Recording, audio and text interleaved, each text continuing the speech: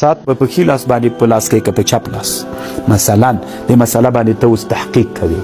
نو که تا مخکې دا و چې زه به چپ لاس خامخا ثابتوم دا بیا لاره نه ده دا به بس کېږدې چې نه چپ لاس ده نه ښی لاس ده په کم لاس ده اوس تحقیق را شروع کړه اصل کې طالبانو سات خو د رسول الله زمانه کې داسې سات نه او لالاګانو ګوره شامي ته منفي کروي شامي به ډېر ملایان ګوري طالبانو خو بعضې داسې ویښ ملایان یې ګوري لکه دی شامی کې طالبانو راځي بند ساعت وای که د ورېښم وي پروا نه کوي خو د شامي زمانه کې دا ساعتونه نه ول طالبانو داسې نه وي چې لالو شامي کې وایي د ورېښم استعمال ناروا ده که نه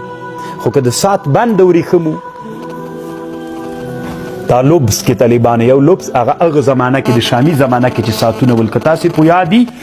د شامي زمانه کې د ساعتونه ول سپین ږیرو به ساعتونه کول طالبان جب کې به یې اچولي ساعت په جب کې دا بند به د هغه تاسې د سپین ږیري اوس هم لیدلي طالبانو چې ساعت ورسره یې که نه داسې تار غوندې لري یا د اوسپنې مازی لري جب کې به یې پراته ول دا ساعتونه یې موږ تاسې د نیکه مو د شیخ صاحب د پلار دا ساعت و طالبانو د لاس ساعت به زه بیخي په لاس کړی نه د ما په یاد د زه ډېر کشر وم جب نه به یې راوایسته ساعت به ورسره و دغه زنجیر داسې درلود د جب دغه د شامي زمانه کې ول هغه بند و ساعه کوي طالبانو ځکه هغه لبس نه ده دا لباس ده دې کې بیا خبرې دي طالبانو نو چې شامي مو کتله طالبانو بیا به یې داسې ویښ غوندې ګورې اوس خبر درته کوم په ښي لاس ته که چپ لاس ته بیخي زه کار نه پې لرم چې په ښي لاس ته که چپ لاس ته خو تحقیق کوم نبي علیه السلام طالبانو ګوته په ګوته کړې ها تاسې کې چا ګوته په ګوته کړې لاسونه جګ کوي چا چې په ګوته کړي وي نه هغه ګوته وښیي چې په هغه ګوته په ګوته وي ټول یې جګ کوي دا راوباسه راوباسه طالبانو اوس به لږ خبره درته وکم ګوته بس صحیح ده طالب جانه لږ طالبانو په ګوته کړي که نه دا خو ډېر لږ دي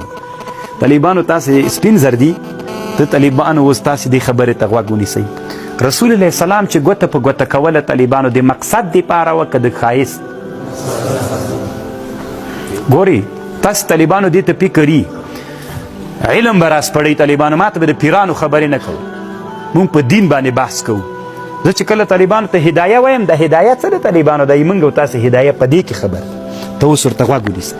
نبي صلی الله علیه وسلم ګوته څه وخت نبي علیه السلام ګوته جوړه کړه چې کله یې خط ولیکه طالبانو کافرانو ته دعوت ورکاو نو د خلکو صحابه ورته ویلي چې کافرانو کې یو عادت ته تر څو پورې تر څو چې مهر نه وي پې باندې څوک نه مني د نبی علیه السلام ګوته جوړه کړه پې لیکلي ول محمد رسول الله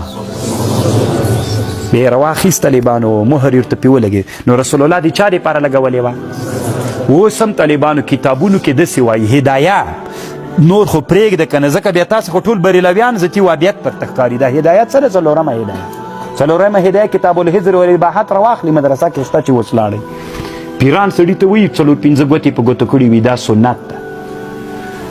چا دپاره سنت ده ته اوس غوږ شه ورته طالبانو که چیرې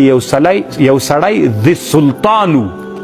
د سلطان چا ته وایي طالبانو چې مهر ته ضرورت لري ملک و مفتی و ولسوال و وزیر و امیر المؤمنین و هغوی چا ته ضرورت لري نو د سلطان دې ته وایي هغه دپاره ګوته په ګوته کول څوک ده که مهر ته څوک لري اما غیر ذي سلطان ته طالبانو فله ترکه اولا دا د هدایې عبارت نو چې ترک اولا سي بیا ته ولې نارې راته وهې چې سنت